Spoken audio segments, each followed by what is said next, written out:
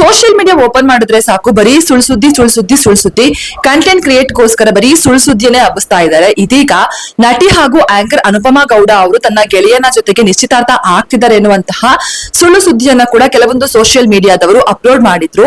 Anchor Anushree ಮದುವೆಯ ಬಳಿಕ ಇದೀಗ ಆಂಕರ್ ಅನುಪಮಾ ಗೌಡ ಕೂಡ ತಮ್ಮ ಗೆಳೆಯ ರಾಘವ್ ಜೊತೆ ನಿಶ್ಚಿತಾರ್ಥ ಮಾಡಿಕೊಂಡಿದ್ದಾರೆ ಅಂತ ಕೆಲವೊಂದು ಫೋಟೋಗಳನ್ನ ಹಂಚಿಕೊಂಡಿದ್ರು. ಈ ಬಗ್ಗೆ ರಿಯಾಕ್ಟ್ ಮಾಡಿರುವಂತಹ ಅನುಪಮಾ ಗೌಡ ಅವರು ಸಖತ್ತಾಗಿ ಟಕ್ಕರ್ ಕೊಟ್ಟಿದ್ದಾರೆ ಅಂತಾನೆ ಹೇಳ್ಬಹುದು. ಅನುಪಮಾ ಅವರು ಏನ್ ಹೇಳಿದ್ದಾರೆ ಅಂತಂದ್ರೆ, ನಾನು ನಿಮ್ ಹತ್ರ ಒಂದು ಸೀಕ್ರೆಟ್ ನ ಹಂಚ್ಕೊಳ್ಬೇಕು.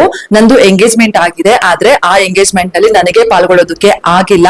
ಸಾರಿ, ನೆಕ್ಸ್ಟ್ ಏನಾದ್ರು ಎಂಗೇಜ್ಮೆಂಟ್ ಮಾಡಿದ್ರೆ ನನಗೂ ಕೂಡ ಕರೀರಿ.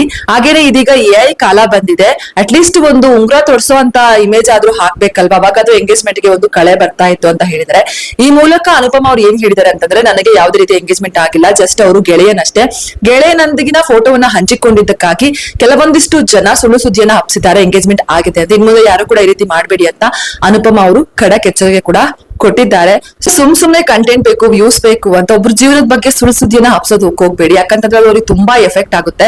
ನಾನು ಕಂಟೆಂಟ್ ಕ್ರಿಯೇಟ್ ಮಾಡ್ತಾನೆ ಇರೋದು, ಬಟ್ ಏನಂತಂದ್ರೆ ಆ ಸುದ್ದಿಯಲ್ಲಿ ಎಷ್ಟು ಸತ್ಯ ಇದೆ, ಎಷ್ಟು ಸುಳ್ಳು ಇದನ್ನ ತಿಳ್ಕೊಳ್ಬೇಕಾಗುತ್ತೆ. ಇವಾಗ ಅನುಪಮಾ ಗೌಡ ಅವರು ಕೂಡ ತುಂಬಾನೇ ಬೇಜಾರ್ ಮಾಡ್ಕೊಂಡಿದ್ದಾರೆ. ಜಸ್ಟ್ ಒಂದು ಫ್ರೆಂಡ್ ಜೊತೆ ಫೋಟೋ ಹಾಕಿದ್ದಕ್ಕೆ ಈ ತರ ಎಲ್ಲ ಜನಗಳು ಬಿಂಬಿಸ್ತಾರಲ್ಲ ಅಂತ ತುಂಬಾ ಬೇಜಾರ್ ಮಾಡ್ಕೊಂಡಿದ್ದಾರೆ.